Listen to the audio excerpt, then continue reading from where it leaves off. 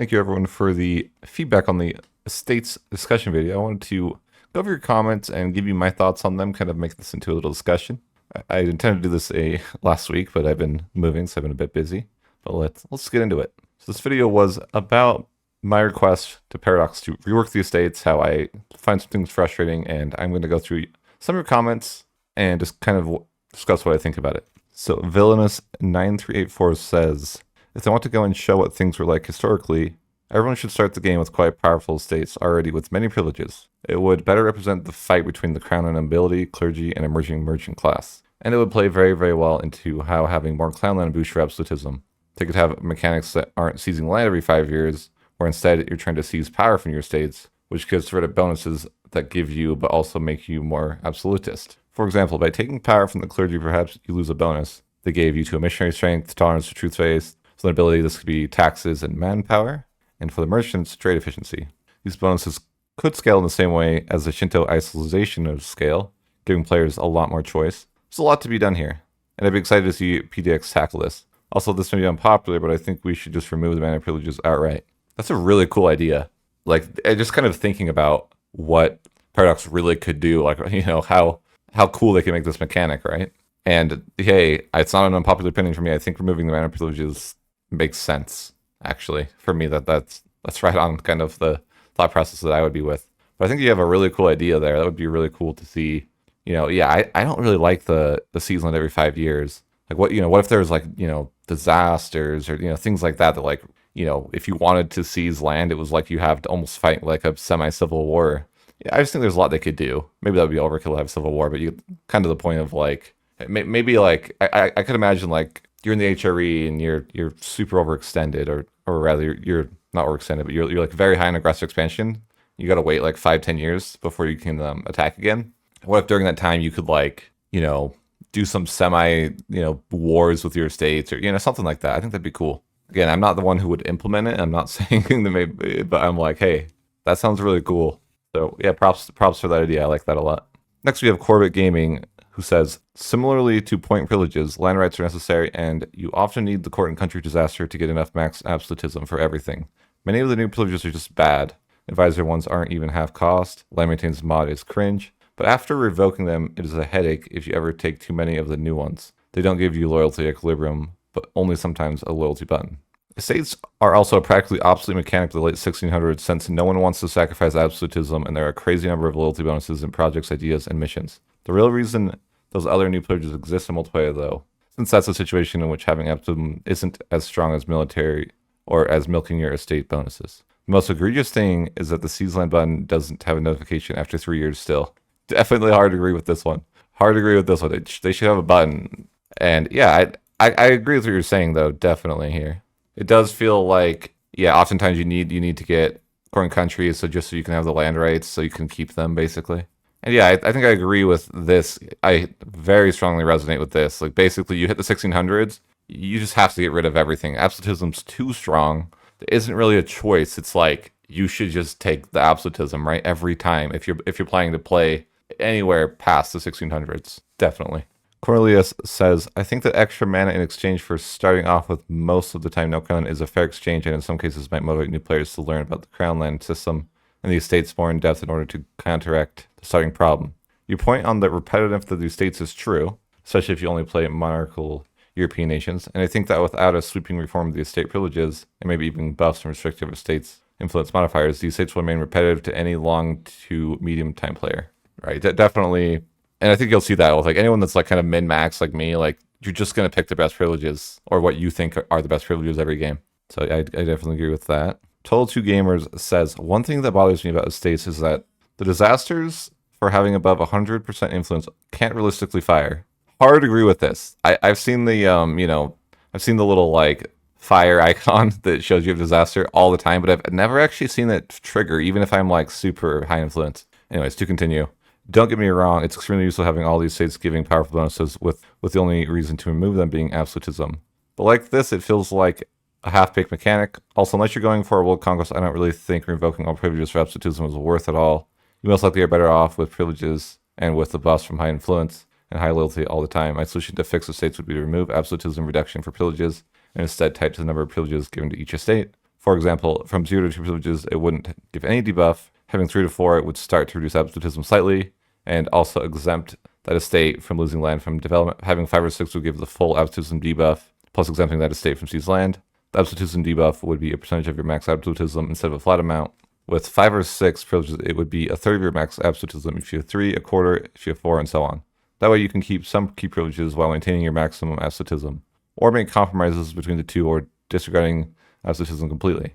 Because as it is, or you go for court and country, 100% crown land and max absolutism, gov reforms, or have 100 absolutism while keeping the minor privileges, or just revoke every privilege to keep 100 absolutism, and it's just not fun.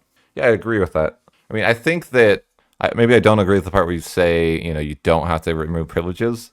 I think that absolutism is just way stronger than privileges. Maybe that's part of the problem for me, is I feel like absolutism is just too far above the privileges, right? There isn't, it doesn't feel like a meaningful choice. It feels like this is the right answer and you should do it. You don't have to, but you just won't be min-maxing if you don't. American Nizzle says, it's only natural to want the benefits of both estates and absolutism, but considering what they represent, I think it makes sense you have to choose one or the other. Well, you actually can have plenty of privileges given out if you're fine with a more moderate amount of absolutism. I agree that the estate system could use some improvement, though. Definitely easy to fall into an estate trap that ruins your country or at least stalls your progression. So when you say, again, you're kind of mentioning that we have to choose one or the other, but I think that it's such an obvious choice that it's not really a choice. It's kind of like when you're playing Poland and you're like, do you want to pick, we need a Jagillion? And do you want Lithuania, or are you going to pick a local noble? And I know you guys in the comments are going to be like, I would pick local noble. Of course. But that's kind of like how I would compare it, right? It's like the obvious choice is you should take the first unit with Lithuania, unless you're doing, maybe some fun achievement or, some, and yeah, you could relate that to like maybe you're role playing and you don't want to do absolutism, right? There's kind of arguments to take local nobles that could be fun, but it's not necessarily min-max. Anyways, maybe a bad comparison, but it is what it is. Phantom Cat Music, and by the way, pretty awesome name. I mean, I remember the first version of the estates. Dear Lord, this is so much better than that. I do feel like estates are mostly a micromanagement chore. We got some fun estate privileges to play around with last patch, yet there's often no good reason to not pick the same options every single game.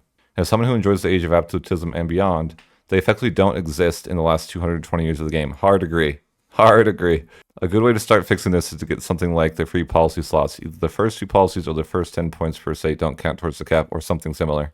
That could be interesting as a, an idea group, right? Maybe it's a policy or something like that nature. That would be interesting. MRD NRA says, I agree about C's land needing a reminder. Also should have one for calling died as well. I'm kind of the person who wants to get them every 5 years on the dot to the point. I'll even delay war decorations so that can seize land at the right time and still end up forgetting half the time as the day goes by while I'm sorting out other stuff. 100%, man. I totally relate with that. Like I want to be more on point with my seized land. It's a huge deal, but I'm also, it's just hard for me to remember. What can I say? I get distracted. There's so many things going on at U4. Like you get so distracted, and all of a sudden 15 years has gone by, and you're like, oh shoot, I forgot. I haven't seized land in 15 years. Anumi-RP2DC says, I think there should be more risk and reward with the estates, kind of like how Muscovy's nobles having the early serfdom, which is a huge pain in the ass to remove. What I'm saying is that at least you have, I'm not sure what this means. I haven't really played Muscovy much, so I can't speak to what he's talking about. But what I'm saying is that at least you have a choice for it, or perhaps a better idea would be that each privilege you have a choice for that allows you to build your custom nation in a certain way. So if you want to blob more, you can get more governing capacity without the loss of crown lands, just making it something integral to the basic social structure of the nation you want to create. I'm not going to make this a very long list, but basically stuff like that. Yeah, I think that'd be cool. Like that would be really cool if you could form your nation in a certain way, right? You you give a lot of power to the nobility, and maybe that increases your armor tradition or manpower. You like in a significant way, not just like minor, like a 5 or 10%. I'm talking like huge buffs, right? But also there's some drawbacks. I don't know, something to think about. Imperial Ultimate says it definitely is a choice to take all the mana privileges, especially playing as someone big.